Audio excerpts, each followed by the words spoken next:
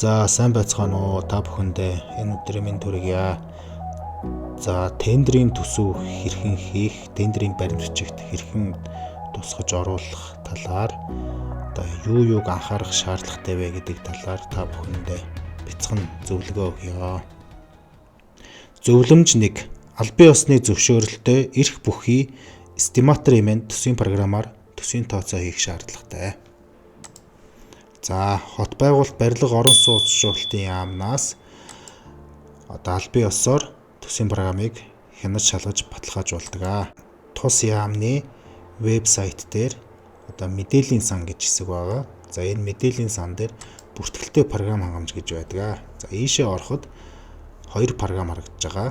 За нэг нь бол хуучны програм байна. За хоёрдугаарт нь манай хөгжүүлж байгаа эстиматор хэмээн гээд онлайн төсвийн програм байгаа. За онлайн төсвийн програм нь та гар утас, таблет, за Windows болон Mac OS үйлдвэрлэлийн системтэй бүх төрлийн төхөөрөмж дээрээс зайнаас нэвтрэх нууц зүгээрээ хандах боломжтой. За дээрээс нь дата устгаж алга болохгүй. За таны мэдээлэл аюулгүй. За урт удаан хугацаанд найдвартай хадгалагдана. За түүнчлэн байгууллагууд маань өөрсдийн эрхээрээ одоо төсвөө хийснээр тухайн төсөв маань тухайн байгууллагын өөрсдийн аккаунт дээр хадгалагдаж үлддэг байгаа. За тэгээ хот байгуулалт барилга орон сууцшуултын яамд албан ёсоор энэ програм маань 2024 оны 11 сарын 15-нд бүртгүүлж гэрчлэгээ авсан байгаа.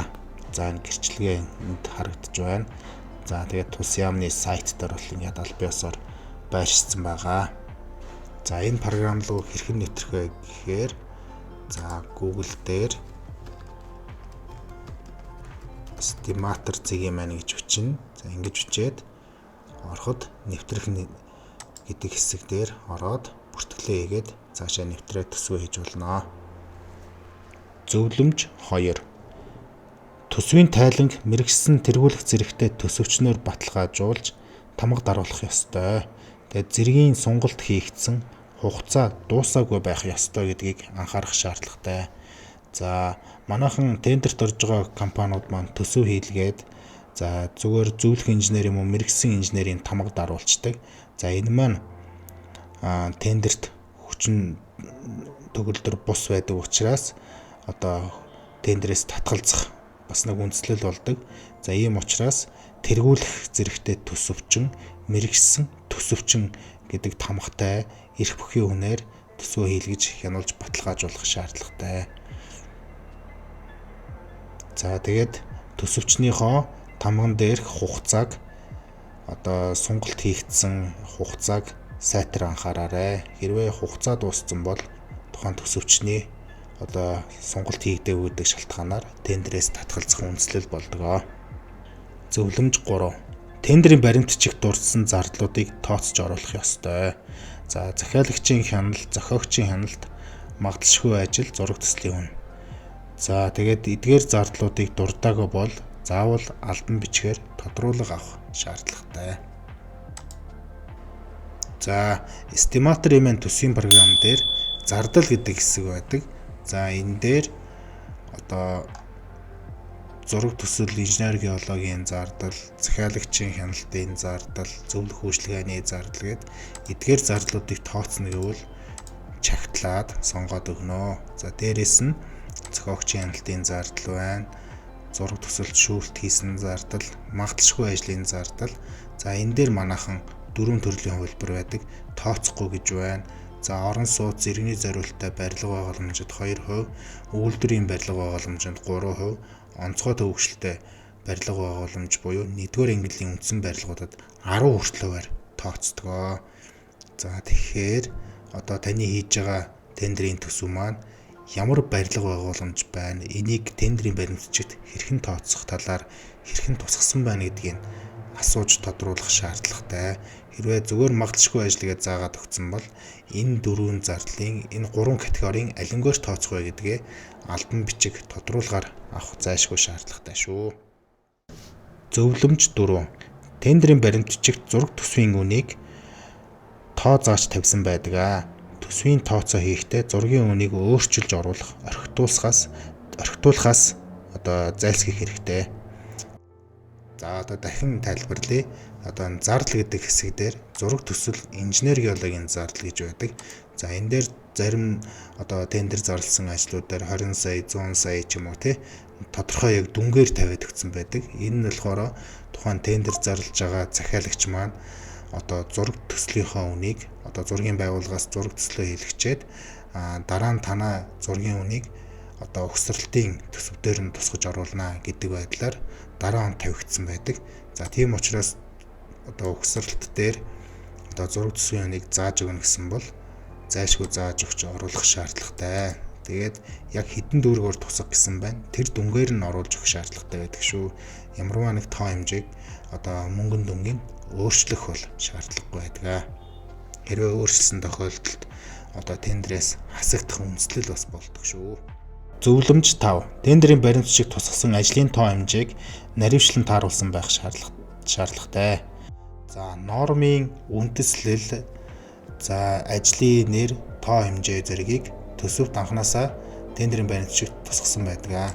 За эдгээрийг бид нар тендерийн төсөв хийхдээ эхний үндэслэл ажлын тоо одоо нэршил байж гин ажлын тоо хэмжээ арын хэмжих нэгжийг бол зайлшгүй тааруулсан байх шаардлагатай. За ингэхдээ зарим нэг үндэслэл дээр одоо 100 м2 гээд 100-аар бичсэн эсвэл 1000 км ч юм уу те 100 м гэдэг ингээд бичсэн тохиолдолд одоо төсвийн программын одоо норм дүрмийн шинжилтээс хамаарат энэ оронгийн нэгжүүд бас зөрөх асуудал үүсдэг. Тэгэхээр энэ одоо энэ 100 м-гээ бичсэн бол энэ 20.4 биш 2046 м2 гэсэн үг ээ. За энэ маань 2700 м гэсэн үг. 27 өөрчлөн 100 м гэдэг хэмжих нэгжтэй байна. За энэ дээр ийм зөрүүнүүд байдаг. За дээрэс нь эстиматор имент төсвийн програм дээр одоо гадна зам талбай тогтчол замын ажлын 25-аар эхэлсэн үндсэлтэй ажлуудыг зам тээврийн хөгжлийн яамны 2024 онд шинжилэн баталсан замын нормын дагуу шинжилж оруулсан байдаг. За ихэнхдээ тендер зарлагдж байгаа ажлууд маань хуучин хүчингү болсон нормоор одоо төсөв хийгдсэн байдаг. За тэрийг шинжилгээгүй байдаг. Ийм учраас нэг орон одоо энэ үндслэл дээр зөрүү үүсэх асуудал байдаг. За энэ дээр ямар нэгэн маргаан гарсан тохиолдолд одоо манай руу хандаад тодруулга авч болно. За дээрээс нь цаасан материал одоо их материал дээрээс бид нар энэ нормынхаа үндслийг шивж оруулдаг учраас дараа нь ямарваа нэг маргаан гарахад бид нар цаасан их батлагдсан норм дүрмээ барьж явдаг. Тэгэхээр энэ дээр одоо эргэлзэх шаардлагагүй. Манай дээр одоо аль биесээр бүгд шинжлэхтэд орсон байгаа. За тэгээд зарим одоо тендерийн төсөвдөр энэ ажлын тоо хэмжээ маань одоо багдуулсан байна. Энийг одоо нэмж оруулах шаардлагатай байна гэдэг асуудал үүсдэг.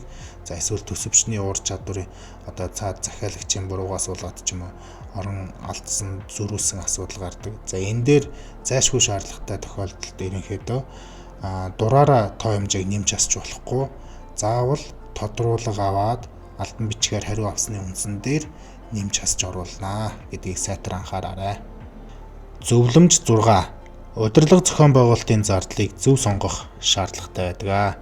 За барилгын төсөв зохиох дүрм БНБ-д 8195-20 дээр удирдлага зохион байгуулалтын зардлын талаар энэ 4-ийн 38, 39, 40, 40, 43 гэдэг хэсэгт тодорхой зааж өгсөн байдаг.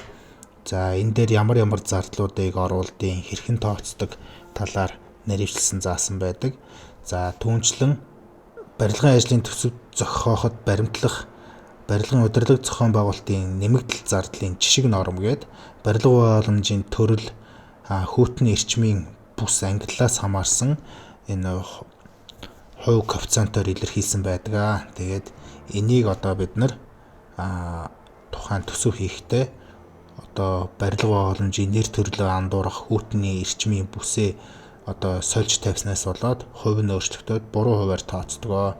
За энийг зөрүүлсэн тохиолдолд тендерээс хасагдах бас үндэслэл болдог шүү гэдгийг сайтар анхаараарай. За одоо би програм дээр үзүүлье. За эстиматор програм дээр за барилга байгууламжийн төрөл хүүтний эрчмийн бүс гэж харагдаж байна. За энэ дээр Сүхбаатар баруун урт за барилга байгууламжийн төрөл үйлдвэрийн барилга болоход хувь нь ингээ өөрчлөгдөж байна. За барилгуудын ингээд төрлүүдээс нь хамаарат хувь сонголтууд нь өөрчлөгддөг байдлаар бид нар програмынхаа хөгжүүлэлтэн дээр оруулж ирсэн. За төвөг соёлын барилга гэдэг одоо энэ Төв аймаг болоход л ингээд аймаг сундуудаараа бас ингээд хүүтний эрчмийн бүсээсээ хамаарат өөрчлөгддөг байгаа. За зарим аймаг сундууд маань дотроо бас хүүтний эрчмийн 1, 2, 3 дугаар бүсд ордог учраас ингээд өөр ялгамжаатай байдаг шүү. Энийг та бүхэн маань сайтар анхаараарай. Зөвлөмж 7. За тодруулга яагаад авах шаардлагатай байдаг вэ? За тоо хэмжээ ажлын зургаас зөрсөн тохиолдолд шууд дураараа төсөв тооцож болохгүй. Заавал албан бичгээр тодруулга авч хариу авсны үндсэн дээр төсвийн тооцоонд тооцож оруулнаа.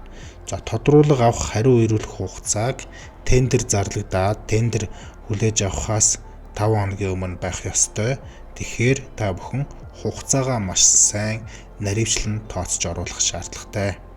За ийм учраас одоо тендерийн хугацаа маш богино байдаг. За тендерийн богино хугацаанд маш их зургийг одоо хянаж шалгаж одоо тодруулга авах ажлууд хийгддэг учраас энэ дээр хүн хүч их шаарддаг. Дээрээс нь хугацаанд амжихгүй тохиолдол гардаг. Ер нь яг компанийн материалууд нь бэлэн байдаг ч төсөвдөр маш их хугацаа алддаг. За энэ дээр Estimator-ийн програмын хувьд нэг төсөв дээр одоо манай програмын эрхтэй төсөвчд маань одоо 2-3 төсөвчин тал талаасаа нэг төсөв дээр зэрэг ажиллах боломжтой байдаг. Нэг төсөв дээр зэрэг ажилласнаар хугацаа хэмнэх, за цаашлаад нэг нэгнийхээ алдааг хянах, илүү богино хугацаанд төсөв хийх боломжтой болдог шүү. За та бүхэн маань Estimator-ийн онлайн төсвийн програмаа ашиглаж тендерийн төсөв тооцоогоо хийгээрэй. За түүнчлэн одоо барилгын төсөв тооцоо хийхэд шаардлагатай одоо зөвлөгөө мэдээлэл шаардлагатай бол Estimator-ийн вебсайт болон бидэнтэй холбоо барих утас манай Facebook пэйж рүү мэдээлэл авч болно, хүсэлт явуулж болно. За та бүхэндээ амжилт хүсье.